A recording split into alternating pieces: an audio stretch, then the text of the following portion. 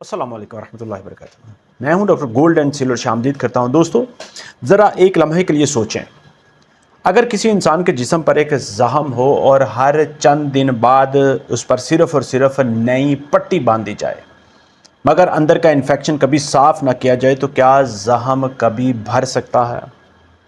शायद इसका जवाब नहीं में हो। बहुत से तज्ज़ियाकारों के मुताबिक आज बलूचिस्तान की सूरत हाल भी कुछ ऐसी ही इस वक्त दिखाई दे रही है। गुज़श्ता चंद दिनों में कोयटा, ज़ियारत और लसबेला में होने वाले हमलों ने एक बार फिर पूरे पाकिस्तान को हिलाकर रख दिया है। कीमती जानें ज़ाया हुई, कई ख़ानदान उजड़ गए और एक मरतबा फिर सवाल उठा कि आखिर ये सिलसिला कब रुकेगा। लेकिन अफसोस की बात यह है कि हर बड़े साने के बाद हम तकरीबन एक ही मंजरनामा देखते हैं। शदीद मज़म्मत, शोहदा के लिए ताज़ियत, दहशत गर्दों के ख़िलाफ़ कार्रवाई के ऐलानात और फिर कुछ दिन बाद सब मामूल पर आ जाता है। लेकिन क्या मसला वाकई हल हो रहा है? आज इसी सवाल का जवाब हम इस वीडियो में तलाश करने की कोशिश करेंगे। सबसे पहले एक बात बिल्कुल वाज़ेह होनी चाहिए, दहशतगर्दी किसी भी शक्ल में हो, इसकी कोई कहीं पर भी गुंजाइश नहीं है। मासूम शहरी हों, पुलिस एहलकार हों या सिक्योरिटी फोर्सेस, इन पर हमला नाकाबिले कबूल और रियासत की पहली जिम्मेदारी अपने शहरियों का तहफ़्फ़ुज़ है। लेकिन यहाँ एक और सवाल भी पैदा होता है, अगर गुज़श्ता 20 बरसों से मुसलसल ऑपरेशन, सिक्योरिटी इक़दामात और सख्त पॉलिसियाँ जारी हैं तो फिर हमले मुकम्मल तौर पर क्यों नहीं रुक रहे? क्या सिर्फ ताकत काफ़ी है या मसला इससे कहीं ज़्यादा पेचीदा है?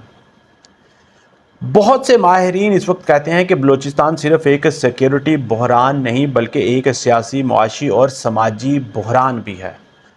वो कहते हैं कि जब लोग खुद को फैसला साजी से बाहर महसूस करें, जब नौजवान को अपने मुस्तकबिल पर एतमाद ना हो, जब आवाम और रियासत के दरमियान एतमाद कमज़ोर पड़ जाए तो फिर सिर्फ बंदूक से पायदार अमन कायम करना नामुमकिन बल्कि बहुत ज़्यादा मुश्किल हो सकता है।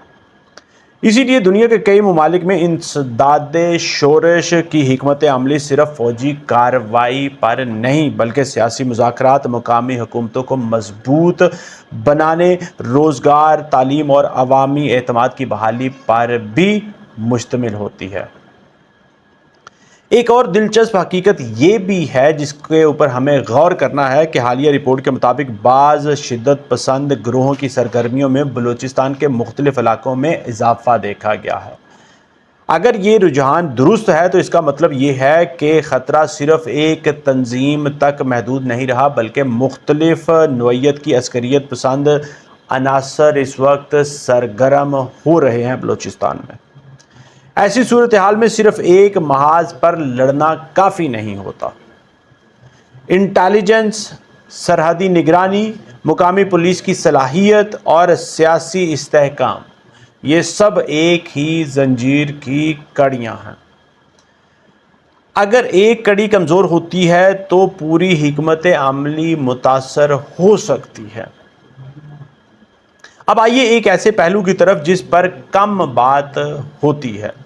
ज़ियारत और दीगर इलाकों के वाक़यात के बाद सोशल मीडिया पर मुकामी लोगों ने कई सवालात उठाए। उन्होंने पूछा कि अगर रात की इतलात मौजूद थी तो इजाफी नफरी क्यों नहीं पहुँचे? पुलिस एहलकारों को बेहतर वसाइल क्यों फराहम नहीं किए गए? मदद में ताख़ीर क्यों हुई? और बाज़ ख़ानदानों ने यह भी शिकायत की कि शोहदा की मैयतें लाने में भी उन्हें मुश्किलात का सामना करना पड़ा।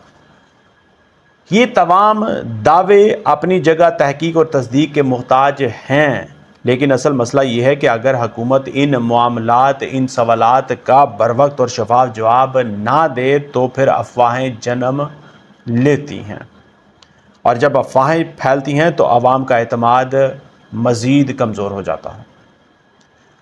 तारीख़ हमें यही सबक देती है कि साबिक फाटा और KPK में भी एक वक्त ऐसा आया था जब आवाम में मुख्तलिफ अफवाहें गर्दिश कर रही थीं। بعد میں ریاست کو صرف دہشت گردوں سے ہی نہیں بلکہ عوام کا اعتماد واپس جیتنے کے لیے بھی بھرپور کوشش کرنا پڑی۔ اسی لیے بحران میں صرف زمینی کارروائی کافی نہیں ہوتی، اطلاعات، شفافیت اور عوام سے مسلسل رابطہ بھی اتنا ہی ضروری ہوتا ہے۔ اب ایک اہم اور بنیادی سوال جو اٹھتا ہے وہ یہ کہ کیا بلوچستان کا مسئلہ صرف دہشت گردی ہے یا صرف سیاسی مسئلہ ہے؟ شاید دونوں میں سے کوئی ایک مکمل جواب نہیں، حقیقت غالباً ان دونوں کے درمیان میں ہی کہیں پر موجود ہے۔